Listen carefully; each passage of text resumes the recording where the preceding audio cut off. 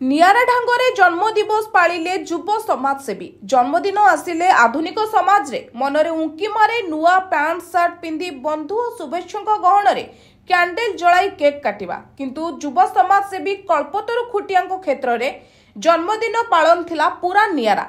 रक्तदान जीवनदान एही उक्तटी को ठीक भावे उपलब्ध करिसेंती युव समाजसेवी कल्पतरु खुंटिया। स्वेच्छाकृत रक्तदान शिविर आयोजन और सेवक संवर्धना उत्सव करी नियारा ढंगरे निजर जन्मदिन पालन करिसेंती। कटक सदर थाना अंतर्गत अमरपल्ली रिस्टोर परिसर रे अनुष्ठित एही उत्सव रे प्रसार ओडिया सामाजिक गणमाध्यम लोगो उन्मोचन करा जायतिला।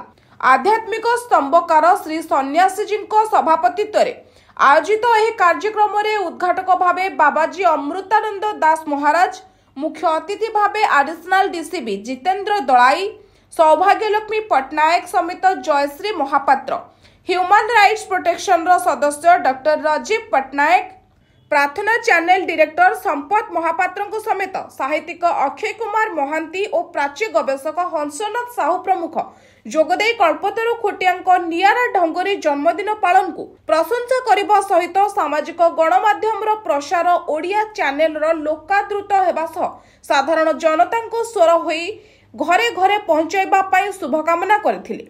एही उत्सव रे समाज सेवा क्षेत्र रे उत्सर्गीकृत प्रतिभा मानकु संबोधित करा जायतिला एवं अनुष्ठित स्वेच्छाकृत रक्तदान शिविर रे 20 यूनिट रक्त संग्रहित होइतिबा बेले रक्तदाता मानकु अतिथि मानक द्वारा सम्मानित मध्य करा जायतिला।